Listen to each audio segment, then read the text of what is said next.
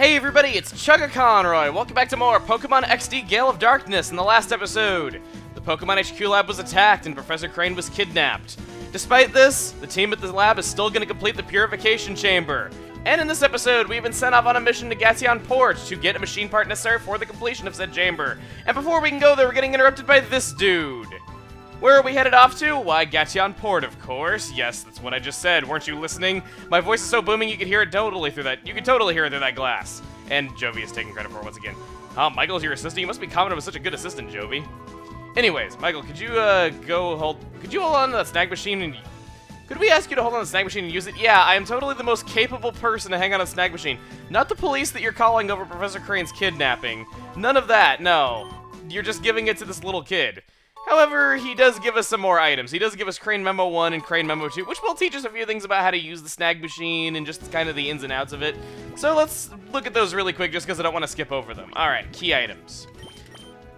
Crane Memo 1, the snag system. So shadow Pokemon are victims of criminals who use them for misdeeds. They must be taken from their bad masters and protected. The most effective means of taking such Pokemon from criminals is the snag system developed by Cypher 5 years ago. It is an unforgivable act among trainers to steal another trainer's Pokemon, but there is no other way to save Shadow Pokemon. The snag system was originally designed to steal any Pokemon from trainers. We must immediately develop a system that snags only Shadow Pokemon and nothing else. Alright, so the second one's going to be for the Aura Reader. It's possible for ordinary people to distinguish Shadow Pokemon from regular Pokemon based on appearance. In developing the new snag system, our biggest challenge was devising a means of recognizing Shadow Pokemon immediately.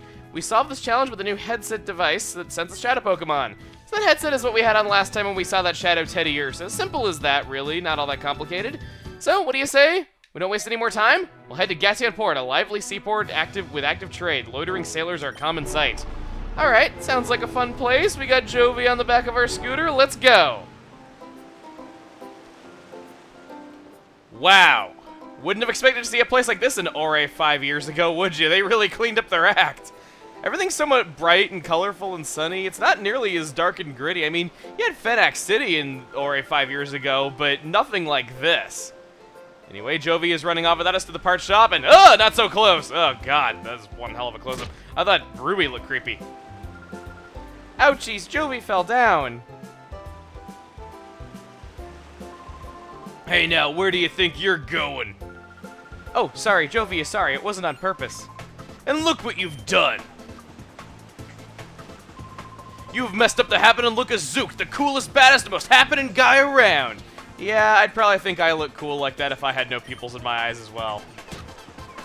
Yeah, sorry doesn't begin to cut it. Huh? You there? Yeah, you punk. You're with this munchkin, aren't you?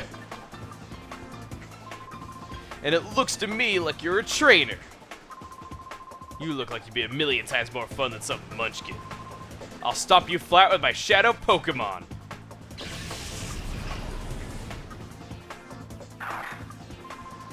That's quite enough of that. Pokemon aren't meant to be used in such a manner. Choose your place and time. Should it? Hey, meddling senior citizen, take your preaching to someone who cares, or do you want me to pound you too? Mr. Varric, perhaps I should. Ha! And who do you think you are? So now you're gonna play the man and stop me? This gets better by the minute. Let's see you try. So we don't get to battle this guy whatsoever. We just kind of get to sit around and watch while this badass takes on this wannabe badass. Take your pick as to which one is which. This guy has an Alakazam, level 44. Sorry, Zook, I don't think you stand a chance, but it's a shame because I like Zangoose. I would have really liked to have been able to snag it, but alas, wasn't meant to be. It was taken out for us. Can't throw a Pokeball while it's weakened or anything like that. Can't do that whatsoever. That's it. Your power, where does it come from? Same place everyone's power in the series comes from. Hours and hours of experience grinding. Don't you learn anything, Zook? You've done it now. Don't think you're getting away with messing with a great Zook. Remember this! As he very slowly walks off. Should I give chase? No, that won't be necessary. He won't come back. Leave him be. Yes, sir. Let us be on our way.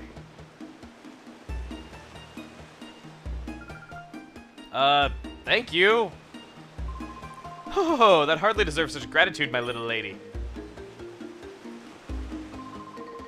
We did only what had to be done, nothing more. I guess I kind of agree with Jovi on this. Just kind of, thank you is really the only way that I can put it. I can't say it any way less awkward than that. It was just kind of random and out of nowhere. And we're getting interrupted once again. Oh my god. Oh man, somebody who knows Jovi, can I pawn her off on you? Like, can you guys just spend the day together so I don't have to worry about her? Really? I mean, you know her, you're clearly excited to see her. Can you just take her from me, please? I'll pay you to take her. I'm sorry, I don't mean to be so mean-spirited about this though, but it just like, I don't like Jovi, I'm sorry. And yes, this is our first time being met. This is our first time meeting these people. You know, they're Jovi's friends, so I bet you told us all about how, you know, we're Jovi's sidekick, and how Jovi's the greatest, now we suck, and all this stuff. And that elderly gentleman's name was Mr. Varric. He comes by boat with his 2 assistants occasionally. Okay. There's something mysterious about him, don't you think? He's supposedly fabulously wealthy. Rumors like that give me shivers. I'm hoping to become a novelist. Whenever I come across anything mysterious, I try to imagine a story behind it. Anyway, be careful in this town. There are lots of rough customers about. Emily, we should be going. Okay, bye-bye, Jovi. I mean, you guys aren't gonna take her? You aren't gonna, like, spend the day playing together or anything like that? You're not gonna do anything of the sort? I think their house is actually right here. Can we go into this house at all? Like, I think that this is actually meant to be their house. Oh, yeah, yes, we can. What the heck am I saying? They walked off in the wrong direction, then, if they're in here. Oh, no, they're not. Okay, never mind. For whatever reason, I thought that that was their house, because it says that their house is right next to the part shop, and wouldn't you know it, this is where we are. Oh, it's over here. I'm an idiot. Okay, I'm sorry. That had to have been painful for those of you that know where this is. Jovi, can we play again? Big Brother can't run errands by himself without Jovi, so Jovi might not be able to play for a while. I hope Jovi's big brother will be able to run errands by himself soon. Really? Then again, when they have only talked to Jovi and they've never heard me ever, I guess I can understand that. So, writing a novel with a character model much talked about Mr. Varric, okay. Who's a mysterious gentleman who suddenly arrived in Gatchanport, at times a generous tycoon, but his true identity, a swashbuckling thief. How's that story how's that for a story premise? Doesn't get your heart racing? Interesting to say the least, I'll say that much. Well, why not use my idea? A story about a mayor who is beloved by everyone, but it turns out, just like most politicians, he actually is corrupt and he's leading an evil organization bent on world domination. Oh, wait, somebody already did that. How'd you want something here? The shopkeeper's out right now. He said something about having to go out to Dr. Camino. What was it now? Well, the doctor's matter is where he went. He said his grandson Pearl went back from repairing the rotating bridges, so I'm supposed to mind the shop until then. But I don't know anything where anything is or how to bring up a sale or anything. I have no clue what to do. At least he's honest. Suppose it doesn't matter though. It's really quiet here. I'm getting awfully bored, really. Help me while some time away. I've got a tale to tell you that you may find interesting. Sure, why not? We'll listen to this guy's ramblings. When I was younger, I sailed the world seas as a navigator. Our world is huge, and this huge world is filled with incredible profusion of Pokemon. All of the Pokemon in the world, the one I found the most interesting is Eevee. Now, Eevee's unique Pokemon. I could evolve into 5 different kinds of Pokemon you see. I studied Eevee exhaustively. As a result, I obtained 5 items that are the keys to Eevee's evolution. Oh, you say you are raising an Eevee. What a fortuitous coincidence. Must have been meant to happen. Well, let me commemorate this occasion by giving you 1 of 5 items. How convenient! We can choose any of these 5 items to evolve Eevee. Now, you might notice that there is the Moon Shard and Sun Shard, items that are not in other Pokemon games. You equip these items to your Eevee and level it up 1 time to evolve it in this way. So no happiness evolution, no playing at the right time of day, none of that. Personally, I like this evolution method, and I almost wish they would have just outright made it Moonstone and Sunstone to evolve it. But unfortunately, I guess it just wasn't meant to be, and they don't want to make it inconsistent with the rest of the games of the series by making those items do things in this game they don't do in other games. And wow, that was a mouthful! Anyway, we have 5 options for Eevee's evolutions, and I'd like to go over each of these, just because, you know, that's kind of the thing that I like to do, going over obtainable Pokemon. First off is Vaporeon. Has some nice offensive capabilities with water-type moves, but its main draw is the fact that it has a ton of HP and can really tank hits. So it's kind of an all-around type of Pokemon where its strengths lie in defenses. It has the nice ability of Water Absorb, which in this particular game is awesome because you're doing double battles a lot. You're actually able to make your Pokemon target one another with their attacks, which this sounds like it's really stupid, but in Vaporeon's case, it will regain HP if targeted with a Water-type move. So you can just heal Vaporeon for free in various battles. This thing is great for taking hits, however, I will warn you. One of the biggest draws of using water types in games with double battles is the move Surf, as it hits both of your opponents, and in this game it does not hurt your ally like it does in later installments. Problem is, there is no Surf HM in this game and Vaporeon does not learn it normally, so if you want to use Vaporeon for using Surf, you're not going to be able to do that.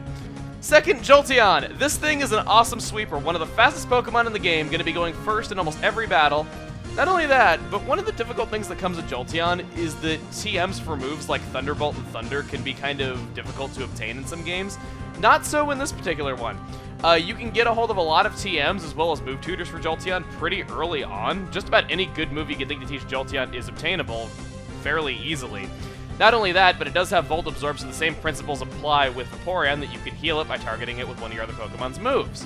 Flareon! Ugh, I always want to say good things about you, but I'm always at a loss. Listen, Flareon, it's not that I don't like you.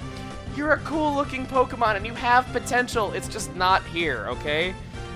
Flareon's largest stat is attack, and it's a pure fire type. Big problem already, because all fire type moves were still considered special at this point in the series. The best move it really gets for using that large attack stat is Double Edge, which, I guess to be fair, isn't that hard to teach it, but it's just that it has such weird stats for being a pure fire type, and it just does not complement the kinds of moves that it learns whatsoever. It's the only Eevee evolution that I would have a hard time recommending to people, and the only one that I would really say is subpar. If it makes you feel better if you want to use Flareon even still, it does have Flash Fire, which powers up its fire type moves if you hit it with one. If you're looking for a challenge or you just really like Flareon, by all means, I obviously can't stop you, but Flareon is just so much missed potential. Fourth, back on track, is Espeon. This is another sweeper. It's slower than Jolteon, but packs more of a punch. I've personally used Espeon in 2 previous Let's Plays that I've done, and it served me well in those. The only real warning that Espeon comes with is that it's going to be a little while before you can get good moves to use its big special attack stat with. Doesn't quite have it as easy as Jolteon does when it comes to getting good moves early on, but all in all, if you can get through the early parts of the game, Espeon is definitely rewarding later on. Last, Umbreon. If you're looking for a good wall, this is your guy. This thing can tank hits really well, has a handy immunity to Psychic, and, you know, it is one of the better walls that you can obtain in the entire game. The only problem is that it doesn't do all that much damage, and you're probably going to struggle early game with it. But if you can get through all that, and you're looking for a good wall, it will reward you in the long run to go with this one. So, which one am I personally going with? Well, I already used an Umbreon, briefly, in my previous Let's Play of Coliseum. I've used an Espeon twice, and I don't want Flareon. So that just leaves these two. Even though I like Vaporeon, there's other water types that do what I want, and I don't really feel like I need to pick up Vaporeon. So I'm gonna go with Jolteon myself. And another thing about Jolteon is that electric attacks are really, really handy in a game like XD where you're gonna be catching Pokemon really often for completion's sake. Just because electric attacks have a chance of paralysis, which makes things a lot easier to catch. You also can teach it Thunder Wave early on, which is a paralyzing move. As such, because a lot of the moves I want to teach it are through TM and Move Tutor, I'm gonna go ahead and evolve it right away. Some people are kind of against evolving Pokemon that evolve their stones right away, but Eevee evolutions learn moves through leveling up, unlike a lot of other stone evolutions. I'm cool with this. Alright, Eevee. Here we go. You're evolving already. Only the 3rd video, and you're already evolving. That is awesome. Here we go.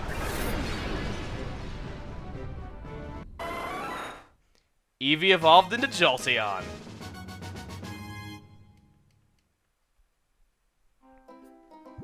Okay, so all that was fine and good. This guy gave us something really, really nice talking to him, but I don't think the other people in the shop think highly of him. Shopkeeper wasn't thinking straight when he got that clueless newbie to look after the shop. Now me, a regular customer, will be able to serve customers a lot better. Alright, so we were told that Purr is running the store, the grandson of the store owner, and he's off repairing these bridges over here. So we'll just walk over here, and I gotta say, this town is really freaking cool. This is a place I would like to live. Just saying. Like, I've seen bridges that, like, raise up to let ships pass under, but rotating bridges that any person can just rotate by standing on panels, that is awesome. And, man, this guy is dressed like a clown. I know that, like, people in Ori had, like, gigantic shoes 5 years ago, though, but, man, look at this guy. Yeah, the part shop is ours, huh? Machine part, where's Grandpa? He's gone up to Dr. Kamiko's. Ah, my Grandpa gets excited over some medical thing. He's off like a shot. Never mind the shop or his grandson, me. I'll find that machine part you need. Can I get you to come by our shop? Alright, that's all fine and good. Man, Grandpa should be so lucky to have a caring grandson like me looking after him. Oh, God. What do you gotta say, you hipster? Glad the bridges have been fixed. If they're stuck, no ship can get in or out of the harbor. Wait, okay. He's worried about ships getting in and out of the harbor? What about the poor soul living in that house when this is broken down? Are they just stranded there, possibly starving to death while this is going on? I mean, you could say that they could jump, though, but do you see any coast where they could climb up? These are all just solid stone walls. They wouldn't be able to save themselves. And that's not even the only house that's out there in the water. Like, those people are screwed if this stuff happens. Anyway, we're being given the runaround a fair amount, so, yeah, we want to get the machine part. And Whoa, that is a cool freaking save. Like, it's on hydraulics or something like that. I mean, look at that. I can't saves be that cool in real life. Then again, maybe bank vaults actually are. I don't know. By the way, the more you look at this guy, the more freakishly he's dressed. He has, like, one suspender holding up his pants. It's kind of funny. So, we got the machine part taken care of, and we could head back to Professor Crane's place immediately to take care of the purified chamber, but there's a little extra something that I want to mention. You don't have to do this by any stretch whatsoever, but if we go back to Dr. Kaminko's house, after what we heard about the shop owner being there is something kinda sorta here for us. It's not really a reward, it's just a cool little extra that I like doing. You must be another burglar. Chobin will put you straight, don't you move. Chobin is the name, and Chobin is the #1 assistant to Dr. Kaminko. Chobin is the only assistant, so Chobin must be the #1 assistant! He admits this to everyone. He is somehow proud of this. Okay, so we have our guinea pig to try out our newly evolved Jolteon on. And wow, he went from having just the weakest Pokemon ever to having the 2 weakest Pokemon ever. I don't know if that's an improvement or it just makes you look more pathetic. Anyway, so he's got Magikarp and Sunkern, 2 of the absolute weakest Pokemon in existence. Let's, I guess Sunkern is technically more of a threat. That's kind of weird. Okay, so actually, this gives me a chance to talk about something. We're battling with Teddy Ursa here. Has 2 moves, Shadow Blitz and Shadow Mist. You might remember that in Coliseum there was a move called Shadow Rush that was a typeless 90 power move with recoil damage. It has been replaced by many, many different Shadow type attacks. Only Shadow Pokemon have these moves, no other Pokemon do. Shadow Blitz is a 40 power move, and Shadow Mist just cuts foes' evasiveness, simple as that. Shadow type moves are super effective against any non-Shadow Pokemon. However, they are not very effective against other Shadow Pokemon, so you wanted to use the other moves that were not Shadow Rush a lot of the time, and Shadow Rush is kind of a reliable move. We didn't have a good type advantage. In this one, it's a little bit different. There's advantages and disadvantages to using both, and it's a lot more tempting to use these Shadow type moves than what it was like in Coliseum, especially because they have effectiveness against non-Shadow Pokemon. So, I gotta say, I kind of like this new system a lot. It gives a lot more variety to using these Pokemon. It doesn't feel like you're using Shadow Rush 90% of the time. Not to mention it allows for more strategies because some of these moves are really interesting and I want to go over them in great detail like as we get to see more of them. Chobin lost. Chobin lost. His glasses are off once again. I won't make that cruel joke again. Okay. He'll pick up his glasses off the ground and then he will realize once again, oh silly Chobin, what are you looking at? Huh? Oh, you're that boy from before? Chobin wishes you spoke up right away. Going through this whole song and dance again, yes. So Chobin fights us all over again, he tells us to go look at Kamiko's inventions again, and he tells these full of admiration again. That's a fun way of saying that, full of admiration. Anyway though, the thing that I wanted to show is that we can actually see the owner of the part shop was this guy the whole time. If you didn't piece it together already. So, wrong today we went to get to a very important job. Big Brother is Jovi's assistant. We explained what happened, and what's that? The HQ Lab Director was abducted, that's terrible. Modus operandi, I don't know what that means. Feels similar to that incident 5 years ago, maybe Cypher. But one can't conclusively say that. Before we get to thinking, your machine part needs to go. Quickly, deliver that machine part to Pokemon HQ Lab. Okay, so that's interesting and all, but what Kamiko has to say is a little bit more interesting. When this robo is completed, I shall become the world's most powerful man. Huh? Who are you? How long have you been there? I'm in the middle of a highly important research. I'm quite busy. Now, if you'll excuse me, I'll ask that you refrain from disturbing me. So that is interesting. Remember that for later. You can only see that early on in the game. It's not there later on, and I just kind of wanted to show it during the time when we were told to go to Kamiko's lab. Well, you may say anything, but Dr. Kamiko's inventions are #1 in the whole wide world. Oh, I don't know. What Jovi likes is... Oh, I don't know. What Jovi likes best is Chobin's googly glasses. These are strictly off limits. Chobin cannot function without them. Extremely, absolutely not. Aw, that's so boring. I know, right? It's so boring when people that have glasses won't give you their glasses to try on because it's fun to see if they improve your vision or make it worse or give you headaches and, you know, what other various effects they might have you do, like impromptu breakdancing. Okay, maybe not the last one, but still. Let's go to the Pokemon HQ Lab first and foremost because that is what we were sent out to do here. All right, let's see. What do we got here? This music is still upbeat and happy. Oh, okay, he's got even more. Oh, he's found more memos for the from the director. Okay, so we can get these. Again, this guy is an overachiever when it comes to giving us things. He gives us stuff only to give us more. I like you. Your blue hair might be kind of weird, but hey, I still kind of like you. Alright, so they give us basic information on Shadow Pokemon. I kind of would explain these things inevitably, but I suppose this is kind of just a good place to do it. The Snag Machine and the Aura Reader seem to work. As lame as it is, this one's not really like teaching you anything special. It's just basically saying that the Aura Reader prevents the Snag Machine from working if it doesn't detect a Shadow Pokemon, and pretty much nothing else. I know, it's really a shame though, because these were kind of an interesting way to give tutorials that you could skip over. That one doesn't really teach you anything. Purification. Once captured Shadow Pokemon must have their hearts reopened in a process called purification so they may return to their normal state. The best known method of purification was to have Shadow Pokemon spend time with its trainer and allow their hearts to gradually reopen. However, because it required Shadow Pokemon to be with the trainer, this method placed a limit on the number of Pokemon that could be treated. Oh boy, do I know that! We needed a process to efficiently purify many Shadow Pokemon. Our studies led us to the idea of the Purify Chamber. Okay. And I take it this last one is going to be, yep, the Purify Chamber. So it's a radical new concept that differs from usual purification. It represents a new approach to Shadow Pokemon among regulars so that they become purified naturally. Much time is still needed to make this concept real. We need to acquire a system, collect data, and make adjustments. Okay. So the Purify Chamber is going to make our lives a hell of a lot easier. It is going to allow us to purify multiple Shadow Pokemon at a time instead of just having it in the party with us. And we have the machine part to make it a reality, so how about we go upstairs, we go see Lily, we drop off the machine part, and we see what happens. Let's do it. Come on, God, this area is so convoluted in how it's laid out. Okay, there we go. Welcome back, Michael. Was Jovi well behaved? We ran errands like you wanted, Mommy. A bad guy tried to stop us, but a nice person helped us. Oh no, really? I'll get the details later. What about the machine part? We handed it over. Thank you. That this component we can get down to the final finishing touches on the purifying chamber. Okay. So all that was left was the finishing touches on the Purify Chamber, and they were so worried they couldn't do it without the director. And we're really giving this thing to Jovi to install? Like, that doesn't sound safe. It sounds like that not just her dropping it, though, but like electrical dangers as well. I don't know.